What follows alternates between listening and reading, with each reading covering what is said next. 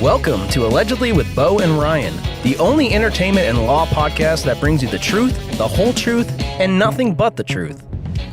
Allegedly. I'm Bo Bowen. And I'm Ryan Schmidt. You're listening to Allegedly with Bo and Ryan.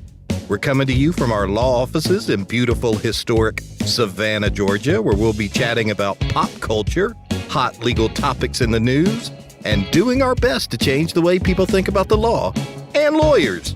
But first, a little about us. Bo is so knowledgeable that Google searches him. And Ryan is a lover, not a fighter. But he's also a fighter, so don't get any ideas. Together, we're the only corporate and entertainment lawyers in the free world who have never lost a single case. Allegedly. Hello, and welcome back to another episode of Allegedly with Bo and Ryan, the podcast where law meets entertainment. As always, I'm Bo. And I'm Ryan. We're entertainment lawyers dishing out some tips and tricks so you can avoid getting into hot water like some of the unlucky folks we discuss on the show. Well, we have an absolutely juicy case to talk about today, Ryan. Now, do you remember a social media company called Twitter? Of course. Now, this was the platform that was all the rage for its amazing 140 character messages. Ah, yes. Twitter, as you know, created in 2006, quickly rose to prominence as the go-to for quick blog-like updates. And I'm pretty sure that I still have my tweet posted to the top of my profile. Just woke up. Coffee, please. Well, in fairness, never actually been an early bird there, Ryan. I mean, remember that one day that you got to the office before me? Me neither. Ouch.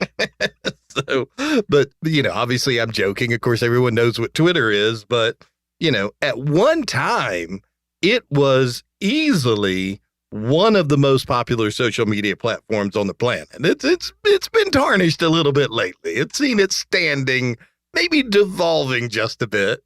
But, Twitter's rise at the time was so meteoric that, if you remember, Barack Obama actually used Twitter to declare his 2012 U.S. presidential victory. Wow. I mean, that's a digital footprint right there. Oh, for sure. And but Twitter's journey hasn't been all ups and downs. They started allowing videos actually on their platform in 2015, and arguably for what we're talking about today, that was really the point when they should have considered securing a music license. Well, then came 2022, the reign of Elon Musk, who, as we all know, has what's the best way to say it? Unique and particular view of copyright law, Ryan? Oh, for sure. I mean, Musk is our notorious techno tycoon. He once dubbed the Digital Millennium Copyright, or the DMCA, as a, quote, plague on humanity, unquote.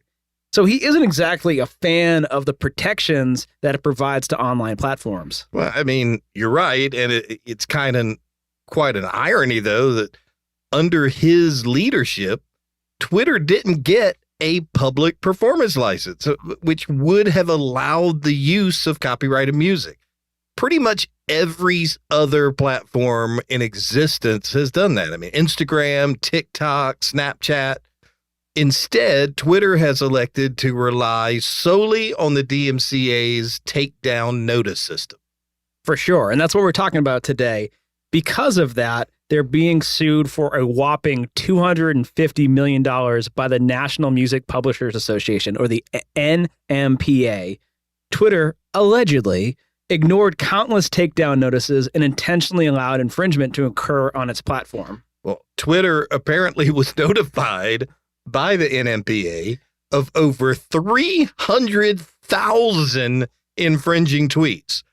And instead of doing what they were supposed to do and immediately then taking it down, they just would wait weeks or sometimes months before removing posts, and sometimes didn't remove them at all. And here's the catch, Bo. Without the DMCA's liability shield, Twitter would be liable for every single infringement, like they were the person who actually stole that copyrighted music. So hence that colossal $250 million the NMPA is asking for. That's $150,000 for each willful infringement work. And so what, pray tell, was Twitter's response? Oh, boy. Well, as you can imagine, Elon Musk, his response was very well-reasoned, mature, intelligent. Variety magazine reports that they received a poop emoji from Twitter's press account when they asked for a comment. So I guess that kind of sums up Twitter's view on the matter. How eloquent. I mean, now to give our listeners perspective, we've talked about this before, but Spotify pays between 0.003 to 0.005 cents per stream, and that's partially ad-supported, partially subscription-supported. Apple, which is all subscription-based, dishes out more than that, more than double that. It's 0.01 cents per stream. TikTok pays 3 cents per each new video where your song is played. And Twitter, 0. That sounds right. Well, before we get too deep in the details here, let's just address Elon Musk for a second here. Let's chat about him because he is kind of an interesting fellow. I mean, as you know, Ryan, I drive a Tesla, and I love it, honestly. I mean, it is a really fun car to drive. But I gotta say, it's starting to feel kind of ruined for me because apparently Elon Musk just got up one day and thought, you know what? I'm just going to lose my damn mind today. You're so right. I mean, it wasn't long ago that Elon Musk's public persona was that of an engineering and managerial genius. He built Tesla into the world's leading EV company. He created a profitable market for this entirely new technology, and that's the future of transportation. He's also stripped down the cost of spaceflight and turned SpaceX into a low-cost bid winner for government rocket launching. And not long ago, a lot of people truly saw him as almost a savior of global warming and even humanity through his plan to transport civilizations to unpolluted Mars. And then he ruined it. Oh, for sure. I mean, now it's like I'm embarrassed to tell people that I drive a Tesla. We've talked about the disastrous ways that he handled the purchase of Twitter. We went through that extensively in another podcast, but I mean, that's easily got to be one of the most bungled transactions of our lifetime. But then he started tweeting himself, and oof. They're not all gems. I mean, over and over again. Each time, he just seemed more and more determined to make himself look like a moronic asshole. So here's a game that just came to my mind. Why don't we each list some of our favorite Elon Musk tweets, okay? I will be happy to start. I remember that at the very peak of coronavirus, which has killed over 7 million people worldwide, he tweeted, quote, "The coronavirus pandemic is dumb," unquote. That literally makes me want to facepalm. And then there was this classic. I read the other day, and we were talking about it. I think he's got 10 kids, right? Yeah. And so you remember when the news broke that his trans daughter was requesting a name change in court. I guess just, didn't even want to share the same last name as him and be associated with him. His really sensitive tweet at the time was, "Pronouns suck." What a piece of shit. Well, it's no secret that he's not really known for his sharp sense of humor or even his sensitivity. Here's a good example of that. We've talked about before that women in IT and tech face rampant sexism. That's terrible. So Elon decided it was a good idea to try to make a tits joke. He wrote, I'm thinking about starting a new university. It's going to be Texas Institute of Technology and Science. TITS. And he's like a toddler with the way that he makes up these jokes. Even the names of the Tesla models.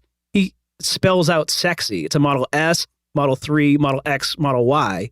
And he thinks he's like so funny. Oh, I mean, not exactly Chris Rock, is he? No. I mean, what a douche. I mean, let's not forget the time that, I mean, this was a worldwide story. That group of young boys, I think it was, I can't remember how many it was. It was a large group and their coach. Soccer team, right? Yeah, that soccer team, they were trapped in a cave in Thailand. And they were trapped for over 2 weeks. I think it was 17 days.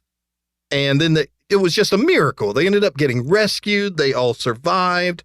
And this diver named Vernon Unsworth played this crucial role in saving them. But Musk had gotten all butthurt because he had offered to send like a submarine over there to help. And they were like, yeah, that's okay. We don't really need that. So he went on Twitter and called the guy who saved these children a pedophile, you know, completely baselessly, just to be a dick. That's so horrifying. I mean, to me, though, there really is nothing worse than when he just tries to be funny. For example, he once tweeted out this gem: "I put the art in fart." Nope. It's so not funny. It legitimately pisses me off. I mean, do you remember when he tried to justify the fact that he has 10 kids by tweeting that the earth is on a brink of a population collapse? I mean, there are 8 billion people on Earth. It's not just the dumb things he says, it's that the dumb things he says can have real world consequences. He once tweeted out on April Fool's Day that Tesla was filing for bankruptcy, okay? Which I'm sure he thought would just be a funny joke. But you know who didn't think it was a funny joke? The market, okay?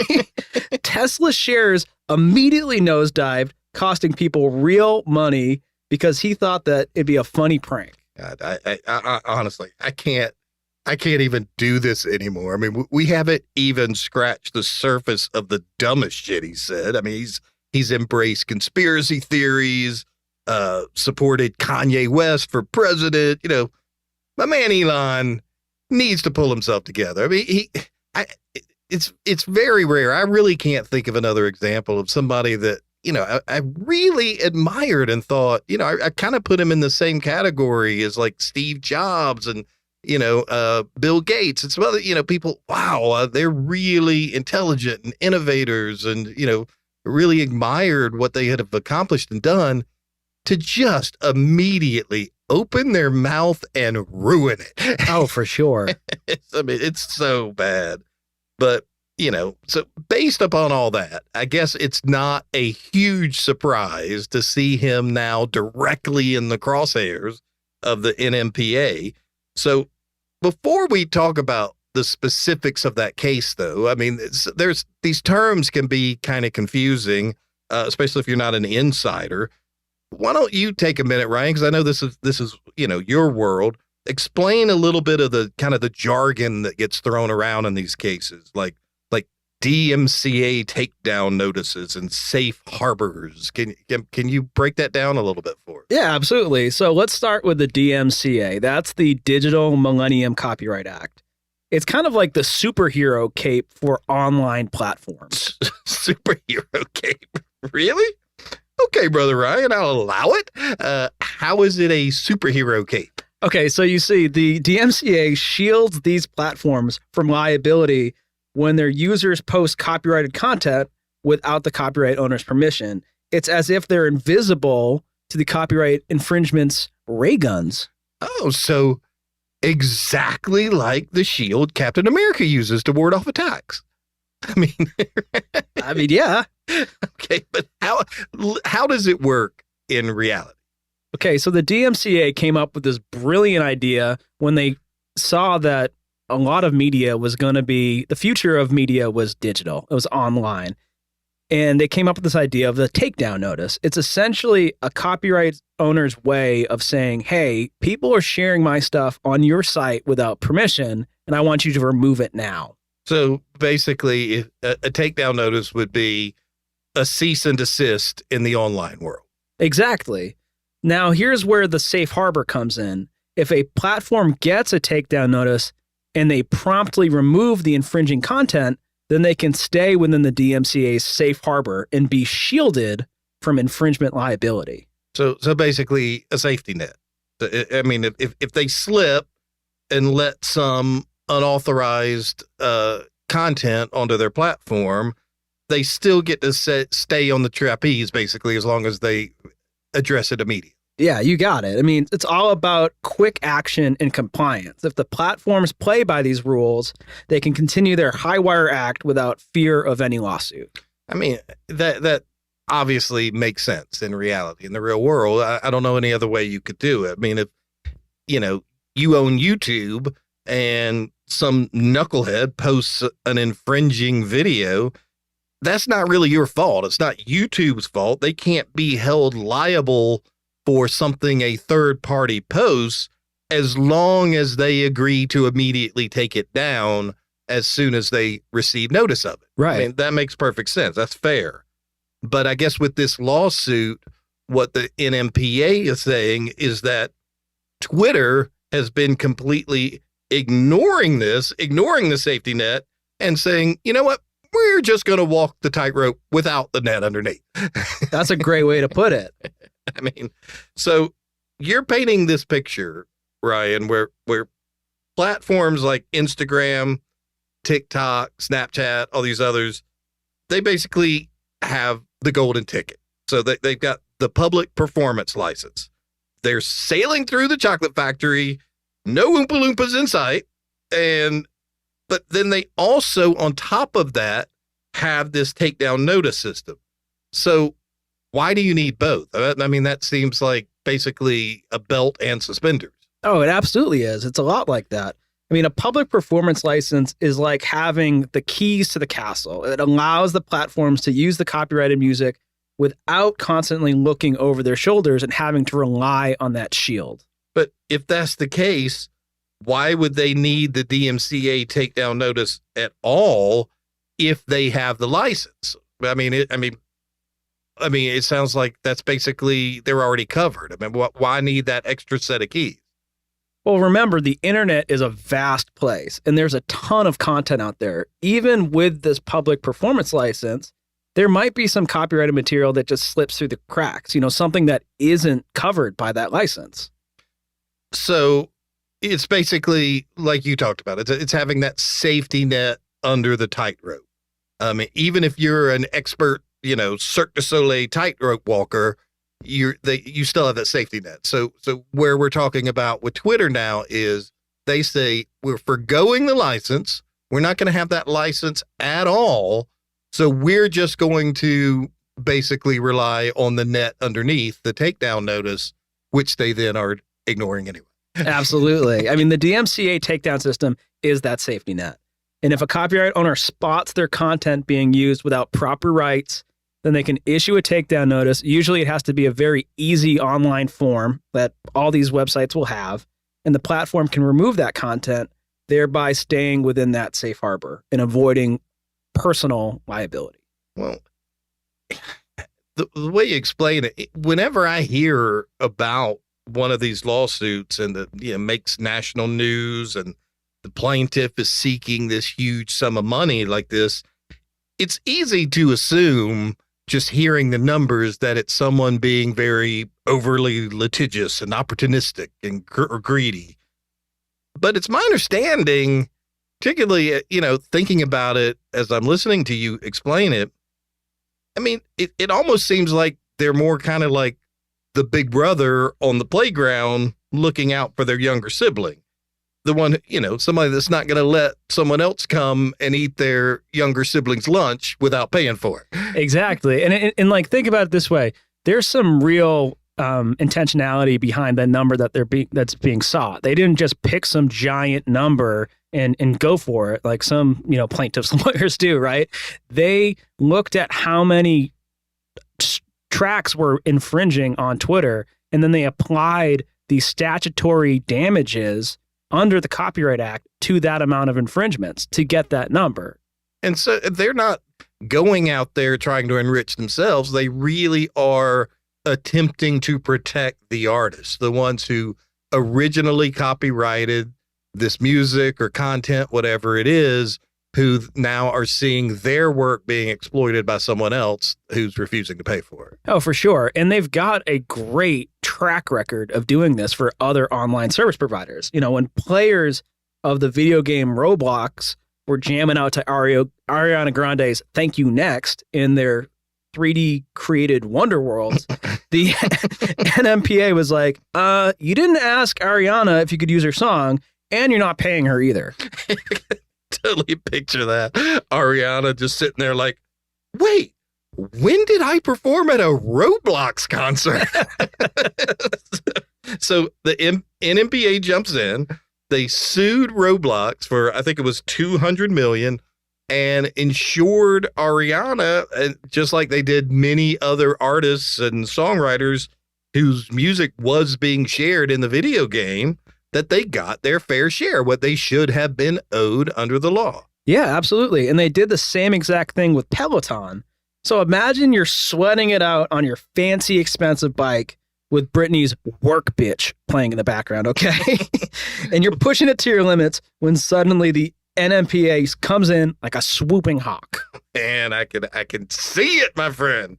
Before you know it, Peloton is dishing out this massive settlement and signing on the dotted line of a shiny new licensing deal. And imagine how shitty a Peloton exercise class would be without the music. Right? That'd be boring as hell.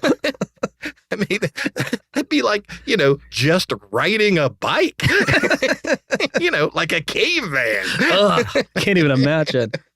And then you got this platform called Genius, where fans dissect song lyrics like they're some part of a high school English assignment. Also had a run-in with the NMPA. They were like, no, you can't just post Beyonce's lyrics without her say-so. God, can you just imagine? Can you just picture Beyonce like wondering, why are my lyrics being analyzed more intensely than Shakespeare's sonnets?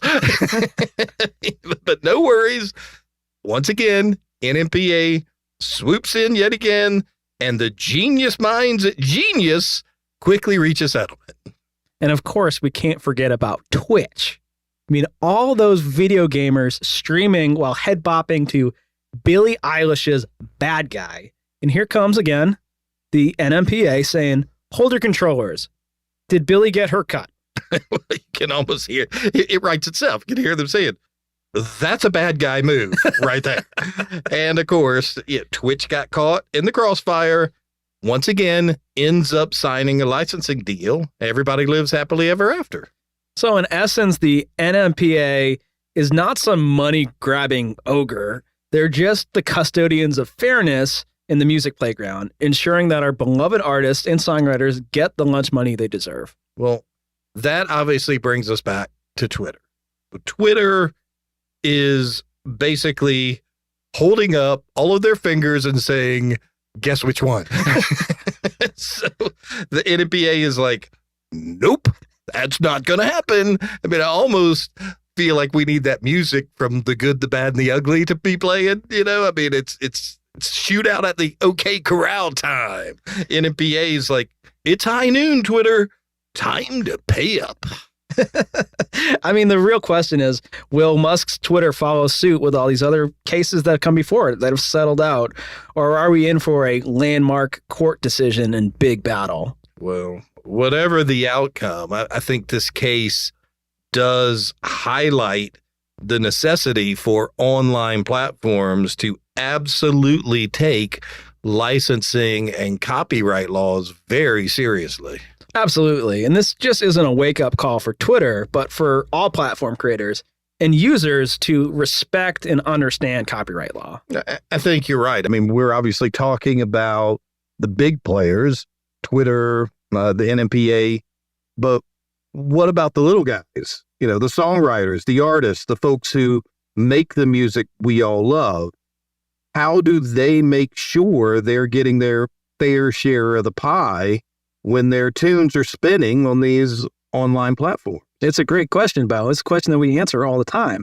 It's very important. First, let me just say that it's a daunting task keeping up with the ever-changing landscape of digital music rights. But thankfully, there are a few steps that artists and songwriters can take to protect their work and ensure that they're compensated fairly. When I hear Ryan say there are a few steps, because I immediately think to myself, we are in for one of the patented Ryan checklists. So, all right, folks, you might want to jot these down. Okay, here we go. First, it is crucial, I can't emphasize this enough, to work with a performance rights organization or PRO. These organizations, ASCAP, BMI, CSAC, for instance, collect and distribute royalties for the public performance of musical works. So if your song is performed publicly, the PRO makes sure that you get paid. And they're constantly scanning for the music as well, right? I mean, basically, it's like having a watchdog out there, looking for your work. Absolutely. And these people shouldn't be feared. They are nonprofits that only exist to collect songwriter royalties. They're not out to screw you. They get a very low cut of what they actually bring in. And it's every single legitimate songwriter and artist out there uses and relies on PROs in every single country in the world. But then, you said this is a checklist. So here's number 2, okay? Artists should also consider signing up with a mechanical rights agency like Harry Fox or Music Reports. So these handle licenses for the reproduction and distribution of musical compositions, a crucial part when your music is covered and streamed online. All right. So 1 would be register with the PRO, and 2, register with the mechanical rights agency. Yeah, absolutely. Okay. And the mechanical rights agency, because there's a compulsory mechanical license under the Copyright Act, that means that anytime somebody sells one of your songs or streams one of your songs, you're entitled to 9.1 cents for each stream. That's way better than like what Spotify would pay. I mean, there's some real money that can be had for that. Yeah, no kidding. I mean, Spotify was the 0.001 cent, something like that. Yeah, something like it's crazy. So yeah, those are some really, really great rights when somebody covers your songs. But there's also Sound Exchange. They're a nonprofit organization that collects and distributes digital performance royalties for featured artists and copyright owners. Not the songwriters, but the ones who own the master recordings. So when your music is streamed on live radio type online platforms like Pandora or SiriusXM, Sound Exchange is the one who makes sure that you get paid. So, all right, cool. So another ally for the artist. Exactly. And then we got a few more. You got Song Trust. The thing to keep in mind about PROs, and like I said, ASCAP and BMI are the big ones in America, but each country has their own PROs, and these PROs are only going to be collecting within the boundaries of that country. That's where Song Trust comes in. It's a global royalty solution that enables songwriters to collect publishing royalties worldwide. They collect for over 215 countries. That's a lot of countries. And a lot of royalties. Oh, for sure. And then you can't forget about just the value of self-distribution like DistroKid, TuneCore, and others. These guys take on the task of getting your music on major digital platforms like Spotify, Apple Music, Amazon, you name it. So they help you collect your sales and streaming royalties from these platforms and offer a wide range of services for independent artists. So basically they kind of be like the middleman between the artists and these platforms. Yeah, absolutely. As you're correct. And the beauty of these distributors is that they allow artists to maintain ownership of their music while still getting it out of the hands of these major platforms. That's crucial for independent artists who want to keep control of their work. Well, that's a great point, Ryan, because I know people contact you all the time, and many times when you start looking into deals they've made, it might already be too late because they did not follow these steps that you're suggesting. So, it seems like the key message here is that there are several resources out there that are looking out for artists and songwriters to help them not just protect their work, but also get paid for it.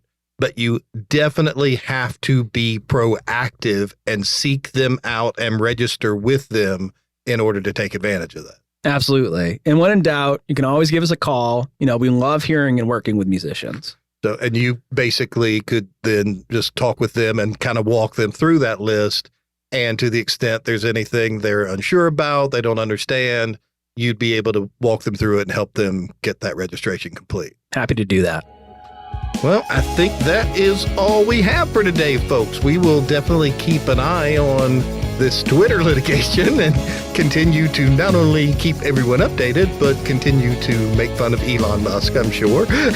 For sure. So for more information on how we can help you, definitely go to thebowenlawgroup.com and make sure you tune in the next time. We'll bring you the latest and greatest from the exciting world of entertainment law.